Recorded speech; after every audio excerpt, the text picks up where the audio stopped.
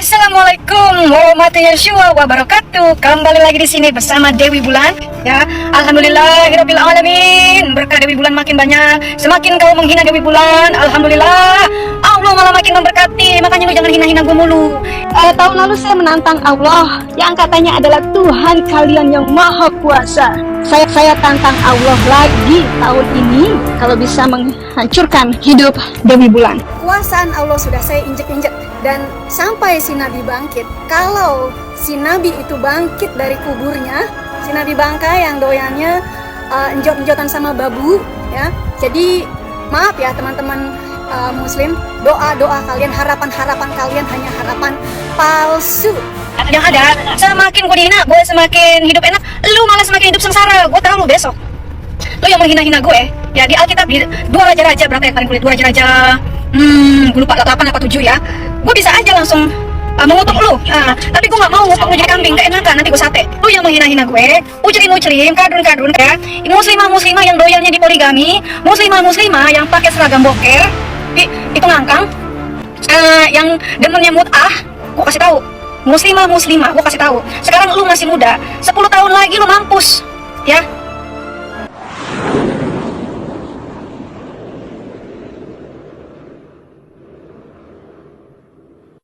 Dewi Bulan adalah seorang wanita kaya dan cerdas. Sejak kecil, ia memiliki pemikiran yang berbeda dari orang-orang di sekitarnya. Baginya, Tuhan hanyalah konsep yang dibuat manusia untuk mencari penghiburan. Ia yakin bahwa segala sesuatu yang terjadi di dunia ini adalah hasil usaha manusia sendiri. Semakin dewasa, Dewi Bulan semakin terkenal sebagai orang yang menolak keberadaan Tuhan. Ia sering berdebat dengan para ulama dan menantang mereka untuk membuktikan bahwa Tuhan itu ada. Jika Tuhan benar-benar ada, mengapa aku bisa mendapatkan semua yang kuinginkan tanpa memohon kepadanya? Ujarnya sombong. Dewi Bulan lahir di keluarga kaya dan terpandang. Sejak kecil, ia diberi segala yang diinginkannya, harta, pendidikan terbaik, dan kebebasan untuk berpikir. Berbeda dengan orang-orang di sekitarnya yang patuh pada agama, Dewi Bulan selalu mempertanyakan segalanya. Ia adalah anak yang kritis, selalu mencari jawaban dengan logika dan ilmu pengetahuan. Apa buktinya Tuhan itu ada? Tanya Dewi kecil suatu hari kepada ibunya. Ibunya tersenyum dan berkata, Tuhan tidak selalu bisa dilihat, nak, tetapi keberadaannya bisa dirasakan. Dewi mengernyit. Jawaban itu tidak memuaskannya. Baginya, segala sesuatu di dunia ini harus bisa dibuktikan dengan nyata. Jika sesuatu tidak bisa dilihat atau dibuktikan, maka itu tidak ada. Seiring bertambahnya usia, pemikirannya semakin jauh dari kepercayaan keluarganya. Ia mulai meyakini bahwa manusia adalah penguasa nasibnya sendiri.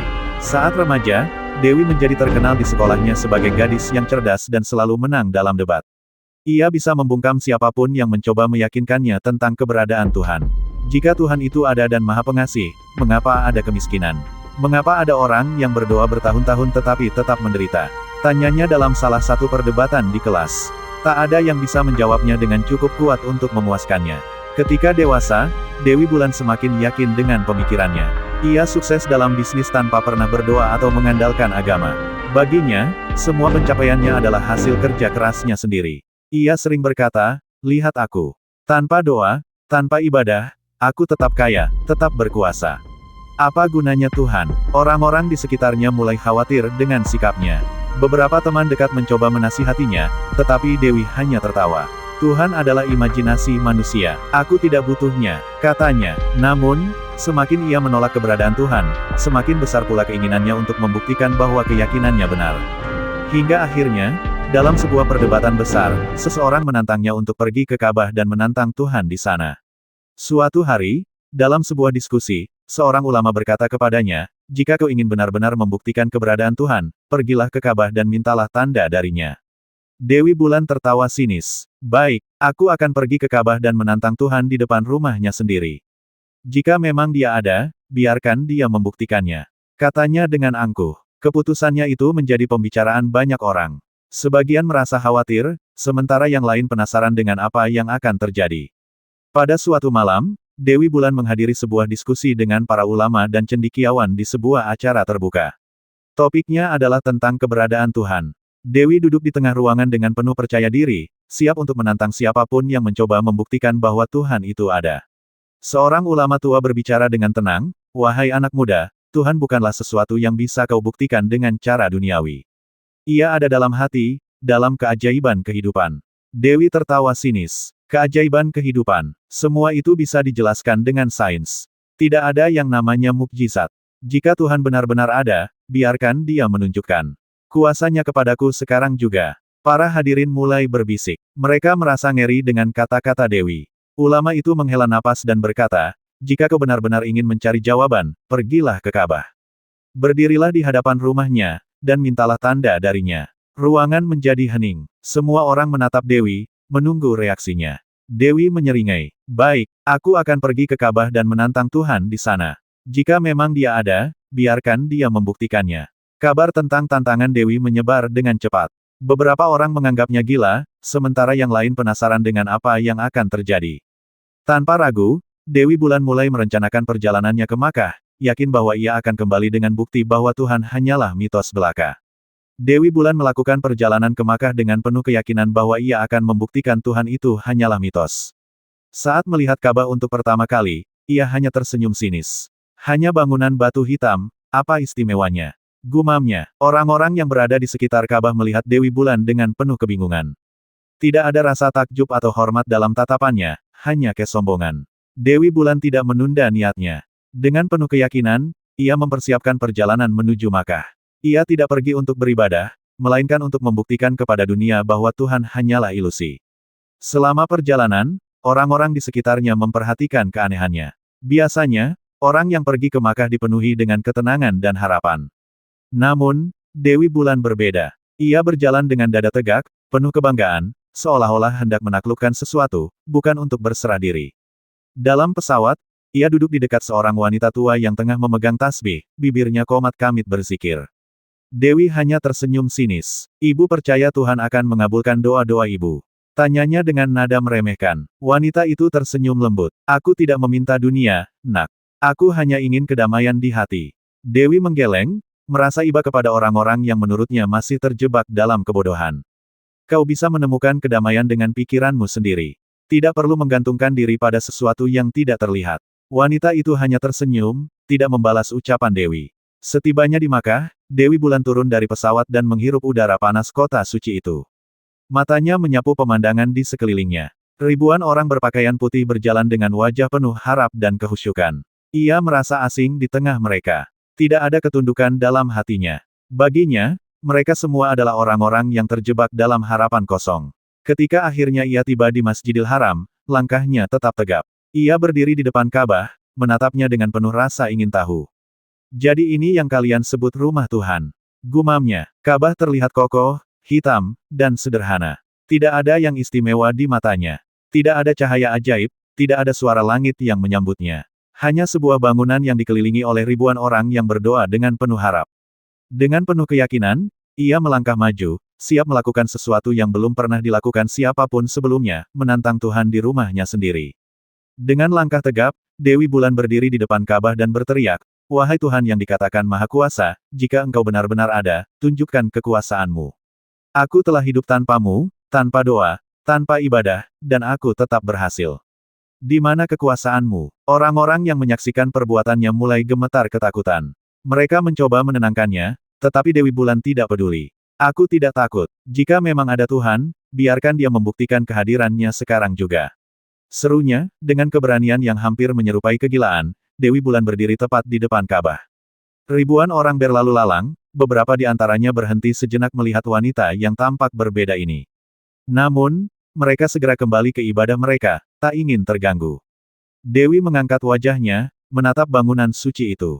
Ia menarik napas dalam dan mulai berbicara dengan suara lantang, cukup keras untuk didengar oleh orang-orang di sekitarnya. Wahai Tuhan, jika Engkau memang ada, tunjukkan kekuasaan-Mu. Suaranya menggema di antara doa-doa para jemaah. Beberapa orang menoleh, kaget dengan apa yang baru saja mereka dengar. Beberapa di antaranya mundur, takut akan apa yang mungkin terjadi. Dewi Bulan melanjutkan, suaranya semakin berani. Lihatlah aku tidak pernah beribadah, tidak pernah berdoa, tetapi aku tetap sukses. Aku tetap hidup tanpa bergantung padamu. Di mana kekuasaan-Mu? Seorang pria tua yang tengah berdoa di dekatnya membuka mata, menatap Dewi dengan wajah penuh iba. Anakku, rendahkanlah hatimu. Jangan menantang sesuatu yang tak kau pahami. Dewi tertawa. Aku memahami dunia lebih dari kalian semua. Tuhan tidak pernah melakukan apapun. Semua pencapaian di dunia ini adalah hasil kerja manusia sendiri. Suasana di sekitar mulai berubah. Orang-orang yang awalnya hanya memperhatikan kini mulai berbisik, beberapa tampak cemas. Seorang wanita menangis pelan, berdoa agar Dewi Bulan diselamatkan dari kesombongannya. Namun, Dewi Bulan tetap berdiri tegak, yakin bahwa tidak akan terjadi apa-apa. Ia menunggu, menantang Tuhan untuk membuktikan kehadirannya. Namun, sesuatu yang tak ia duga mulai terjadi. Angin berembus lebih kencang, udara yang sebelumnya panas mendadak terasa mencekam. Langit yang tadinya cerah perlahan berubah kelabu. Beberapa burung yang berputar di atas Masjidil Haram tiba-tiba beterbangan tak menentu. Orang-orang di sekitarnya mulai berbisik lebih keras. Beberapa dari mereka menatap langit dengan penuh ketakutan. Tapi Dewi Bulan masih berdiri di tempatnya, meskipun hatinya mulai merasa tidak nyaman. Ia menelan ludah, tetapi tetap mencoba mempertahankan keberaniannya. Apa ini? Kebetulan saja, gumamnya. Namun, dadanya mulai terasa berat, seolah-olah ada sesuatu yang menekannya. Saat itu, ia masih belum menyadari bahwa sesuatu yang besar akan segera terjadi. Sesuatu yang akan mengguncang keyakinannya hingga ke dasar terdalam. Tiba-tiba, langit yang sebelumnya cerah berubah mendung. Angin bertiup kencang, dan suara gemuruh terdengar dari kejauhan. Orang-orang mulai berlari mencari perlindungan, sementara Dewi Bulan masih berdiri dengan congkak. Tiba-tiba, tubuhnya terasa berat. Kakinya tak bisa digerakkan, seolah-olah ada sesuatu yang menahannya di tempat. Dadanya mulai sesak, dan tubuhnya gemetar. Apa ini? Aku tidak takut, katanya dengan suara yang mulai melemah. Kilatan petir menyambar langit, dan dalam sekejap, Dewi Bulan jatuh tersungkur ke tanah. Ia mencoba berteriak, tetapi suaranya tertelan angin yang semakin kencang. Langit yang semula biru cerah kini berubah kelam. Awan hitam menggumpal di atas Masjidil Haram, membuat suasana yang tadinya penuh ketenangan menjadi mencekam. Hembusan angin yang awalnya lembut kini berubah menjadi kencang, menerbangkan debu di sekitar halaman Ka'bah. Orang-orang mulai berlarian mencari perlindungan. Beberapa di antara mereka memandang Dewi Bulan dengan tatapan khawatir, sementara yang lain sibuk berdoa dengan penuh ketakutan. Namun, Dewi Bulan masih berdiri tegak. Ia mencoba mengabaikan perubahan cuaca yang tiba-tiba ini. Hanya kebetulan, gumamnya, meskipun hatinya mulai bergetar. Tiba-tiba, guntur menggelegar begitu keras hingga membuat tubuhnya bergetar. Kilat menyambar langit, membuat beberapa orang menjerit ketakutan. Suara takbir dan istighfar terdengar dari berbagai penjuru. Dewi Bulan merasakan sesuatu yang aneh di dalam dirinya. Dadanya semakin sesak, napasnya terasa berat. Kakinya yang kuat dan tegap kini mulai melemah.